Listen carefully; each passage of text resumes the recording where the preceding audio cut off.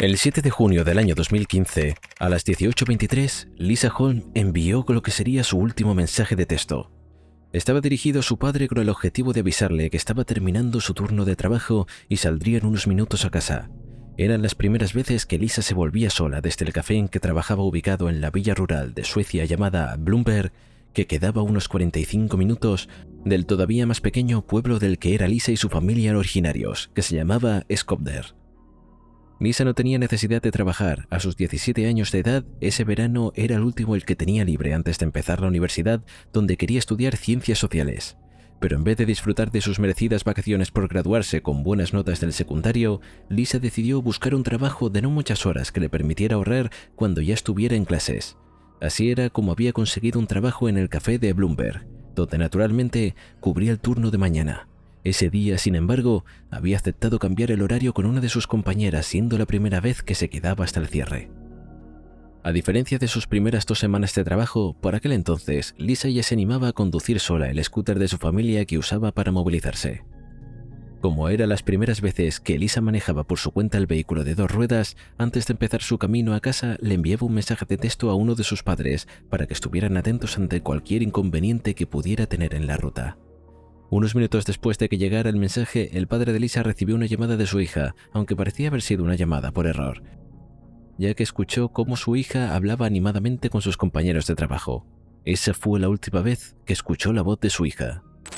Antes de meternos a fondo, no olvides suscribirte a nuestro canal y activar la campanita para mantenerte al día con nuestras actualizaciones. Los 45 pasaron sin que el adolescente llegara a casa, lo que al principio no le preocupó a sus padres, ya que pensaron que tal vez se había demorado hablando con sus compañeros, algo común en Lisa, quien era una persona sumamente amistosa y amable. Sin embargo, los últimos continuaron pasando sin que hubiera novedades del adolescente, por lo que lógicamente, alrededor de las 19:30, lo primero que hicieron fue intentar contactarla por su celular.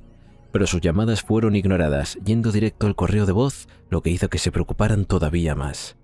Cada vez más preocupados por el paradero de su hija, el padre de Lisa decidió tomar su auto para hacer la misma ruta que se suponía que su hija tenía que haber hecho para llegar a casa. Para su alivio, en ninguna parte del camino encontró un accidente en el que su hija pudiera estar involucrada, pero a la vez esto también aumentó su nerviosismo. Seguía sin tener ni idea de dónde estaba Lisa y cada vez estaba más ansioso hasta que se dirigió al café en el que trabajaba. Al llegar al café, el padre del adolescente se sintió momentáneamente tranquilo.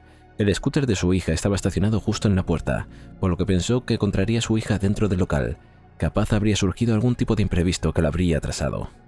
Muchísimo más tranquilo, el hombre se bajó de su auto para acercarse a la vitrina del café, pasando junto al scooter de su hija. Fue entonces que toda la tranquilidad se esfumó de su cuerpo. Las llaves estaban puestas en el arranque del vehículo, como si hubiera estado lista para irse. Algo estaba mal, de eso no había duda. El hombre, cada vez más seguro de que algo le había sucedido a su hija, el hombre recorrió toda la manzana donde se encontraba ubicado todo el café, esperando dar con algún indicio de su hija. Cuando no lo halló, llamó a la policía.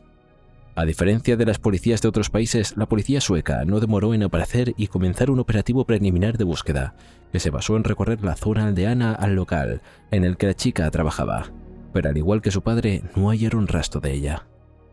Tras tomar la declaración a los padres y a los compañeros de trabajo de Lisa, quedó claro para los oficiales de policía que aquello no era un caso de oída, sino que en realidad era un secuestro o abducción.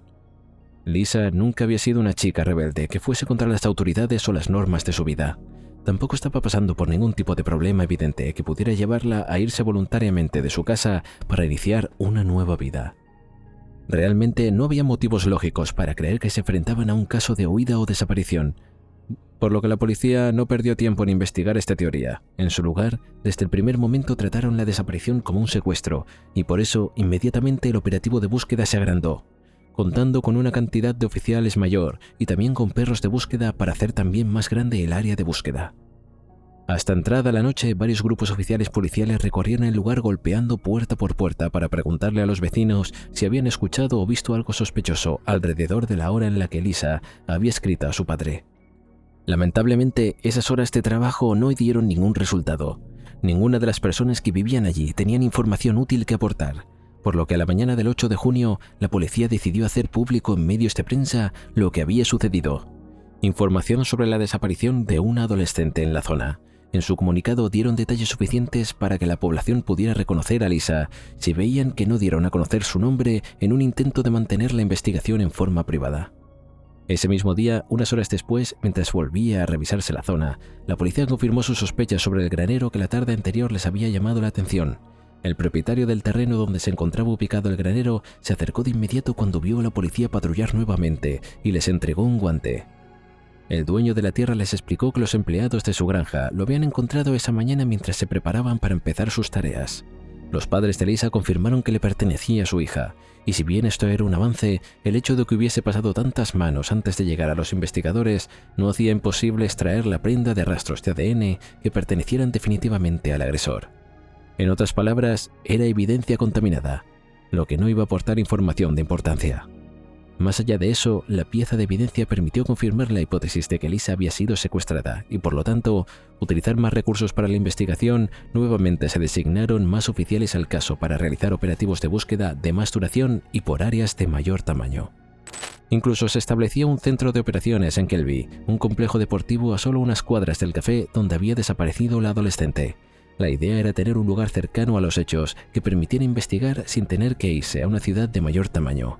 La dedicación, el compromiso, tanto como la ética de trabajo de la policía sueca fue clave para este caso, ya que gracias al buen trabajo de sus miembros se fueron descubriendo más y más indicios sobre Lisa en las siguientes horas del día. Y a unos cuantos metros más al sur, donde los trabajadores de la granja habían encontrado el guante, la policía halló lo que parecía ser el contenido de los bolsillos de la chica. Encontraron la funda de un celular, 2 recibos de compras viejas y un ticket de metro usado. Las típicas cosas sin importancia que uno guarda en el fondo de sus bolsillos. Además de eso, en el mismo lugar se encontró un teléfono celular que tenía la pantalla destrozada por lo que parecía un golpe. Al igual que se había hecho con el guante, todos los elementos se le mostraron a los padres de la chica desaparecida. Muy apenados, confirmaron que cada uno de ellos pertenecía a Lisa. Para la familia, el hallazgo era desesperanzador, ya que parecía ser la muestra de que algo terrible le había sucedido a su hija, mientras que para los investigadores se trataba de las primeras piezas de importancia que se obtenían. Tener en su poder el celular de Lisa les garantizaba poder acceder a mayor información sobre los últimos momentos en los que había estado el teléfono, pero para la policía eso no era lo único importante. El lugar donde se habían encontrado esas cosas era muy particular, al que la gente del lugar conocía como Gravel Road. Era un camino sumamente escondido conocido únicamente por quienes vivían en Bloomberg.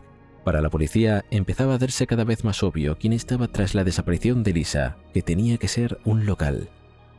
Con el celular de la chica, la policía no demoró en ponerlo bajo varias pericias. La primera de ellas consistió en triangular las conexiones que el teléfono había hecho en diferentes antenas para determinar su ubicación el día de los hechos. Sin embargo, esto no aportó ningún tipo de información.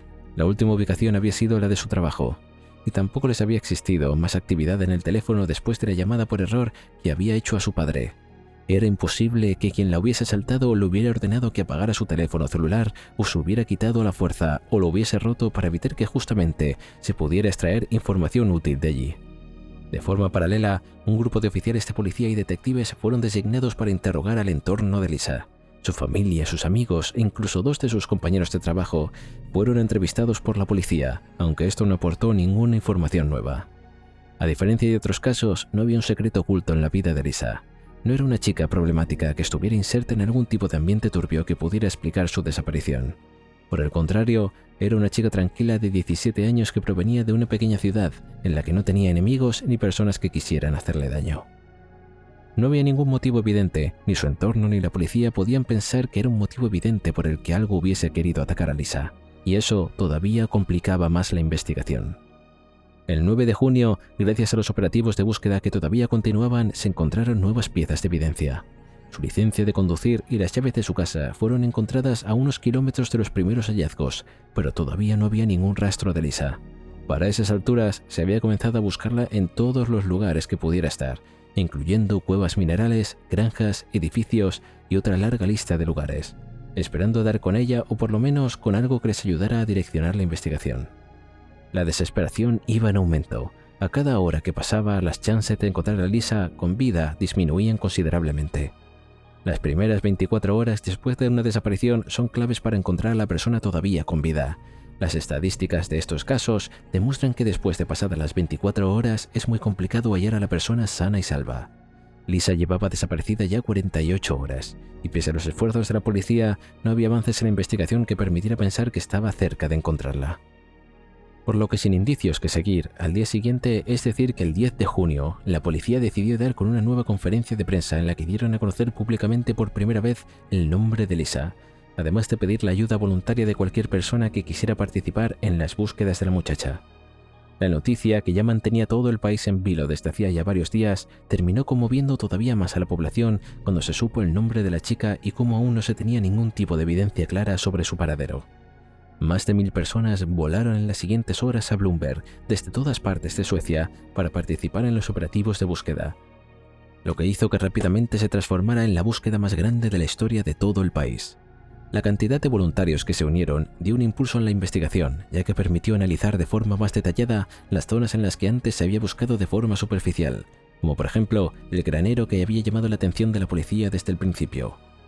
En una búsqueda más profunda sobre el terreno en el que se ubicaba el granero, se encontró casi de entrada del mismo unos pendientes que Lisa usaba a diario. El hecho de que la mayoría de los hallazgos se hubieran hecho en las zonas aldeanas al granero aumentaba las sospechas de la policía, que antes de esta nueva pieza de evidencia encontrada allí decidieron enviar equipos de forenses para que analizaran el lugar en busca de algún rastro de evidencia biológica. Durante varias horas, estos equipos trabajaron allí, encontrando lo que parecía ser huellas humanas que, características como su tamaño, se consideró que pertenecían probablemente al responsable tras la desaparición de Lisa.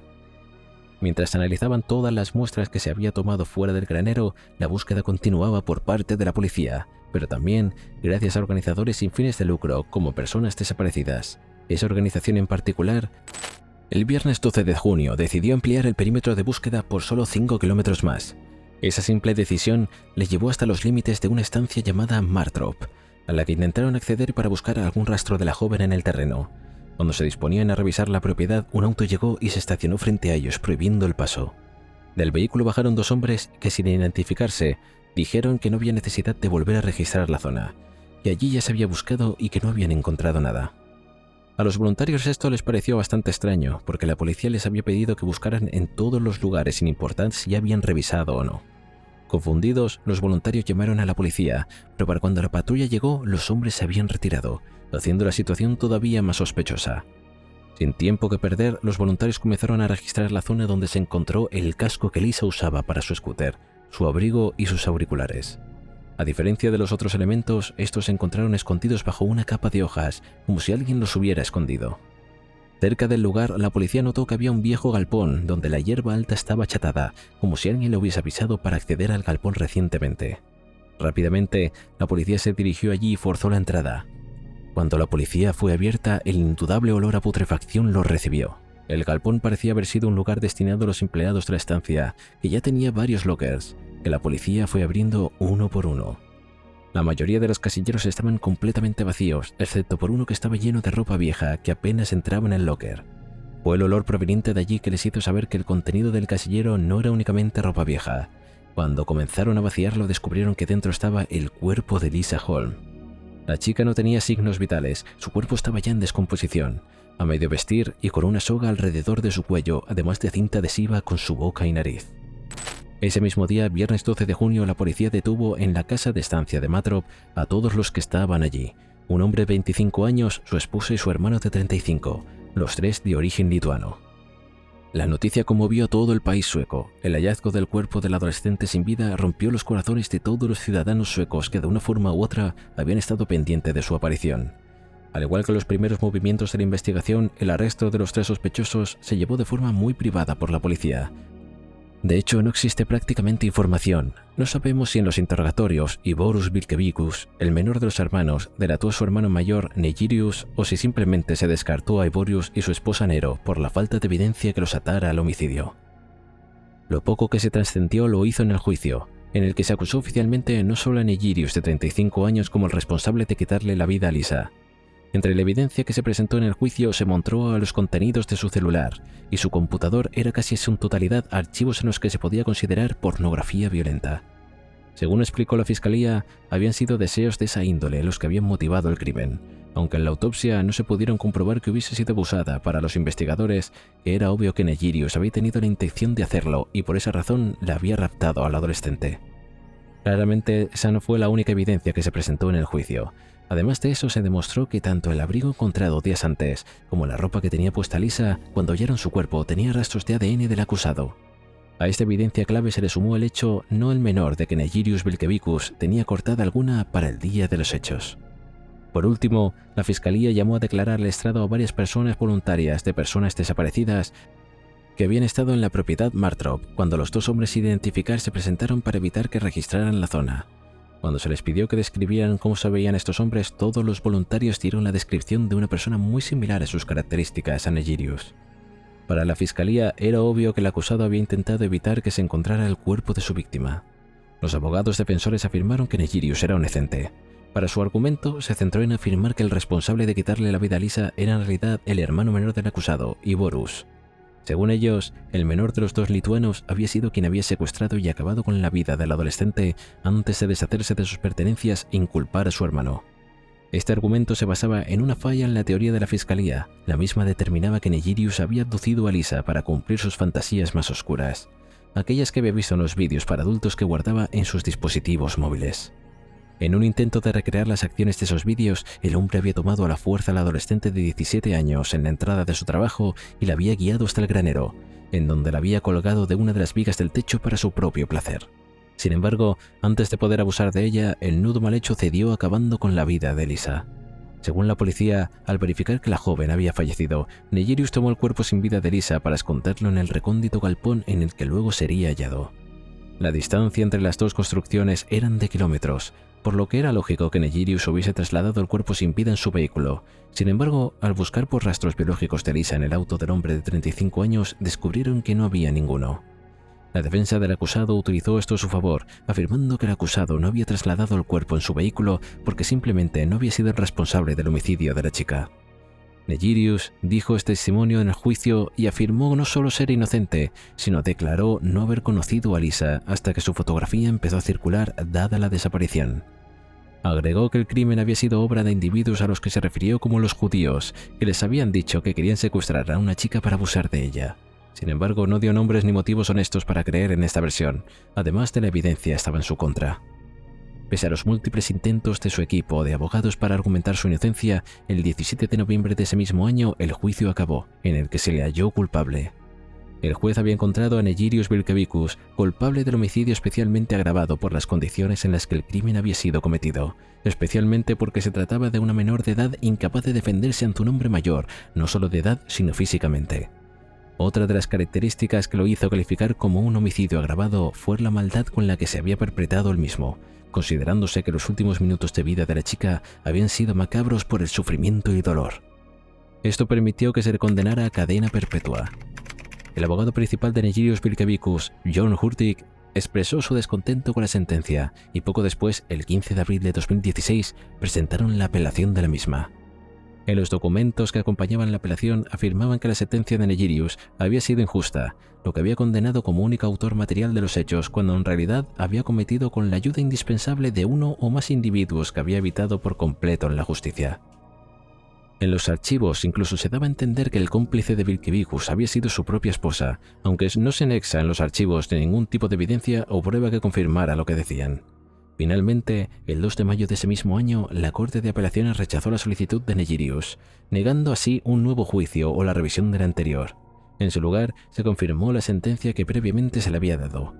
Poco más de 2 meses después de esto, a más de un año del fallecimiento de Lisa, se hizo público el conocimiento de que Vilkevičius sería trasladado a una prisión llamada Norrtälje, que sería de máxima seguridad. En ese correccional estuvo cumpliendo su sentencia durante el resto de 2016. A principio del año siguiente, en 2017, fue extraditado a su país de origen, Lituania. En ese país, obviamente, los códigos penales y las leyes son diferentes a las de Suecia, algo que Negirius Vilkevičius y sus abogados aprovecharían a su favor. Estando en su país de origen, volvió a solicitar una apelación y esta vez le fue otorgada. A raíz de esta apelación, su condena fue modificada, pasó a ser cadena perpetua a una simple condena de 15 años. Por suerte, ese mismo año, tan solo unos meses después, la justicia presentó una apelación a esa decisión, logrando que se volviera a la cadena original, es decir, a cadena perpetua. Aunque la verdad es que no cumpliría demasiado su sentencia. La razón por la que Vikevicius había sido enviado a su país de origen era porque en la prisión sueca otros reclusos se tomaban la justicia por su propia mano. Fueron varias veces las que sus compañeros le golpearon con tal brutalidad que Vikevicius necesitaba atención médica. En uno de sus episodios violentos, un grupo de reclusos lanzó sobre el lituano una olla de agua hirviendo, lo que le provocó quemaduras de tercer grado. Ante ese ataque fue que se decidió enviarlo a Lituania, aunque allí su situación no mejoraría. En la prisión Mariupol Correction House, los reclusos recibieron a Negirius con la misma violencia que rápidamente fue escalando. El 3 de agosto de 2022, alrededor de las 6 de la tarde, uno de sus compañeros lo apuñaló con un cuchillo improvisado en el cuello. Al momento de atacar, ambos caminaban por los pasillos del penal. La herida había sido precisa y profunda, por lo que provocó que Negirius comenzara a perder enormes cantidades de sangre de forma especialmente rápida. La situación fue tan complicada que el homicida no llegó al hospital, perdiendo la vida mientras se lo trasladaba a la cárcel del hospital más cercano. Para muchos, finalmente se hizo justicia con la muerte de ese macabro sujeto. Este caso fue uno de los más importantes en la historia de Suecia. Incluso hoy, casi 10 años de lo ocurrido, sigue estando presente en la mente de todas las personas que durante 5 días buscaron a Lisa desesperadamente y fueron testigos de cómo un macabro hombre le quitó cruelmente la vida. ¿Conocías este caso? ¿Tú crees que actuó Negirius solo o tenía cómplices? Si llegaste hasta aquí, no puedes perderte el vídeo en pantalla. Nos vemos allí.